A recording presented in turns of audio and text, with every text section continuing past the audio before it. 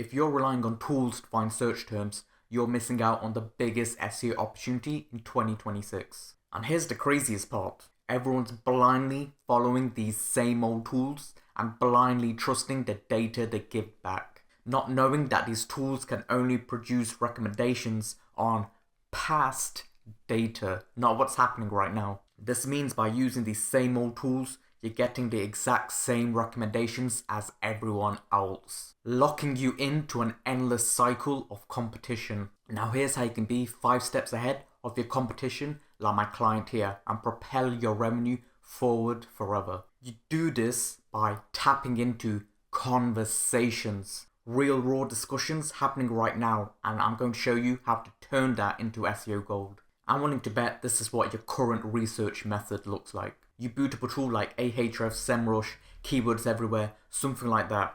You type in your keyword, you look at the recommendations you get from it and decide, oh, this has got a lot of global clicks right here, and you decide on going for that keyword. This is like being at a rock concert. You're trying to say something, but guess what? You're getting drowned out. Now let me give you a scenario here so you can better grasp and understand this. Let's just say you're an e-commerce company selling hiking boots. Now this doesn't matter if this is e-commerce or SaaS or whatever you are, it all works the same. But let's just say you're selling hiking boots and you boot up a tool like SEMrush. You type in hiking boots, you go down and you look at keyword ideas and you think, oh, best hiking boots, 3,600 searches a month. Let's go for that. Now I've typed that into Google and that showed about 110 million results trying to compete for this keyword. Is your tiny little no domain authority website going to rank for this?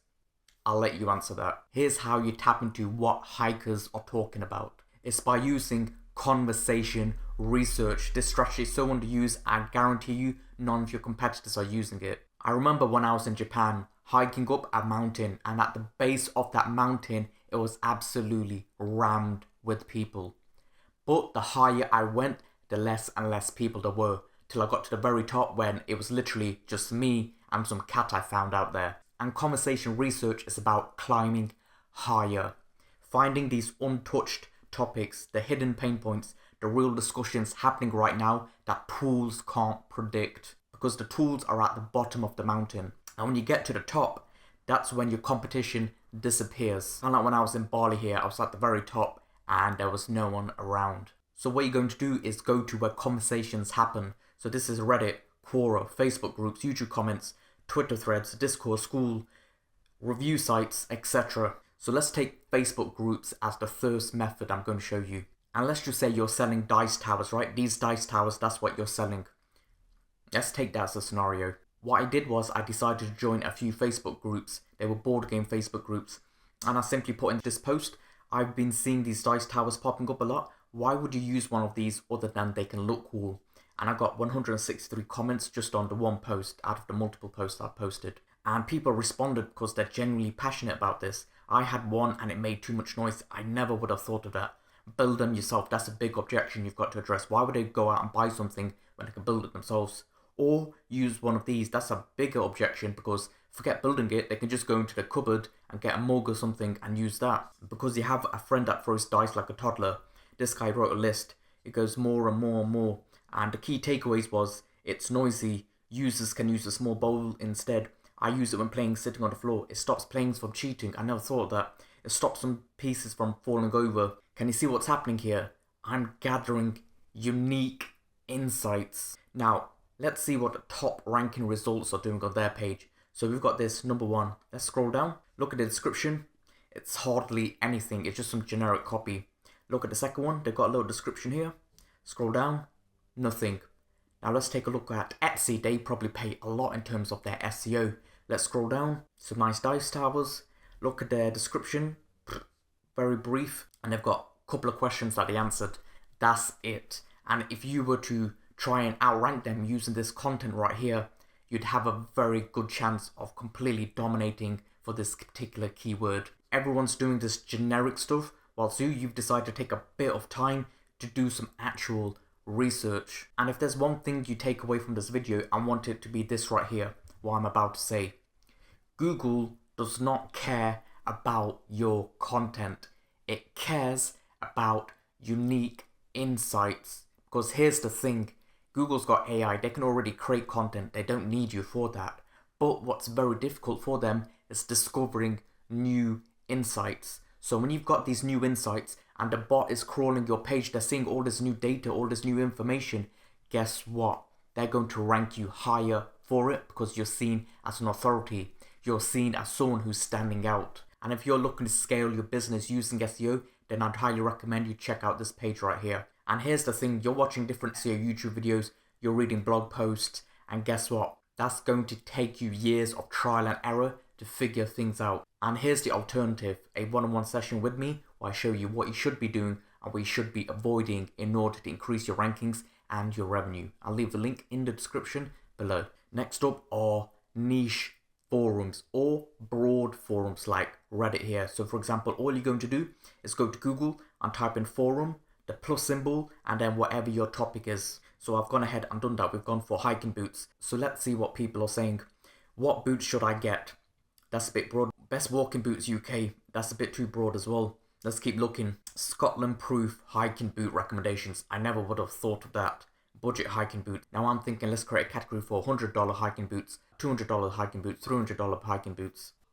Is it better to start out with hiking shoes or hiking boots? I don't know the difference. And what you can do to go even more granular here is click on tools, click on anytime, and you're going to set it to, let's say, past month. Let's see what we've got. Recommendations for lightweight hiking boots. Never would have thought of that. Hiking boots that I can also wear to work. Now I'm thinking hiking boots for everyday wear. Are these boots good for winter hiking? So now I'm thinking a category based on season. So snow hiking boots, raining hiking boots. Hiking boots are so painful. That's a great one. So I'm thinking comfortable hiking boots. And then what are they saying it right here?